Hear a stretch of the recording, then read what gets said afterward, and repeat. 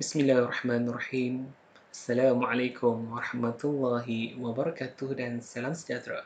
Sebelum kata dititipkan fakta, sebelum bibir mengatur bicara, izinkan saya bertanya apakah maksud sebenar keruntuhan akhlak dalam kalangan remaja? Ahli Dewan yang saya muliakan, pengenalan keruntuhan akhlak. Keruntuhan akhlak merupakan kejatuhan peribadi seseorang. Ahli Dewan yang saya muliakan, jika kita lihat dengan mata kasar kita sahaja pada hari ini, apa yang anak remaja kita pada hari ini lakukan, dengan siapa mereka bergaul, persoalan-persoalan inilah yang akan dirungkaikan dalam pengucapan awam saya pada hari ini supaya kita dapat membuka mata dan minda melihat tahap keruntuhan akhlak dalam kalangan remaja kita pada hari ini di Malaysia. Terlalu banyak gejala keruntuhan akhlak pada hari ini seperti budaya lepak, merokok, berzina, merogot, membuli dan sebagainya. Perkara ini perlu dirisaukan oleh setiap pihak supaya kita dengan sifat bimbang itulah, dengan perasaan bimbang itu, kita akan menegur anak-anak remaja kita pada hari ini yang melakukan kesalahan. Jadi, kita dapat mengurangkan sedikit sebanyak gejala keruntuhan akhlak ini dari semasa ke semasa. Apakah faktor keruntuhan akhlak berlaku di Malaysia?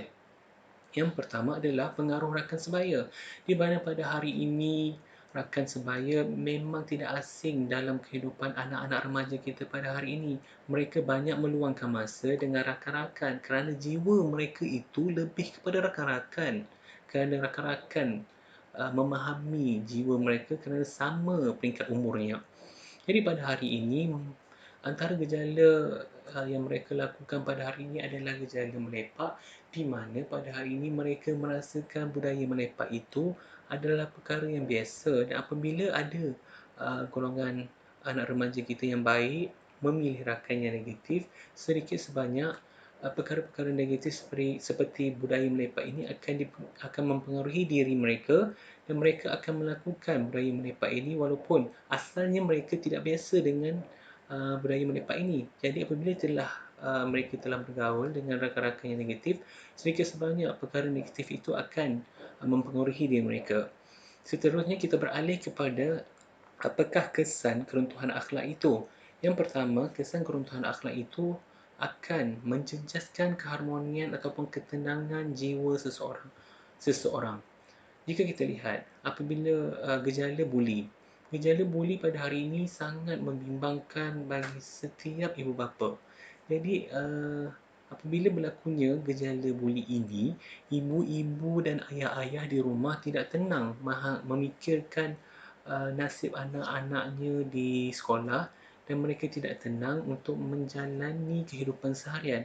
Jadi apabila gejala ini tidak ada di sekolah, tidak berlakunya gejala buli, pastinya ibu bapa pada hari ini akan tenang di rumah dan tidak memikirkan uh, nasib negatif terhadap anaknya di sekolah.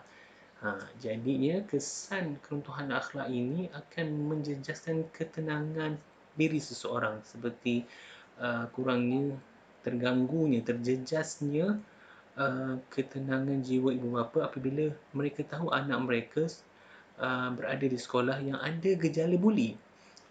Seterusnya kita pergi kepada langkah-langkah dalam menangani keruntuhan akhlak. Yang pertama, dengan menggunakan Al-Quran dan Sunnah.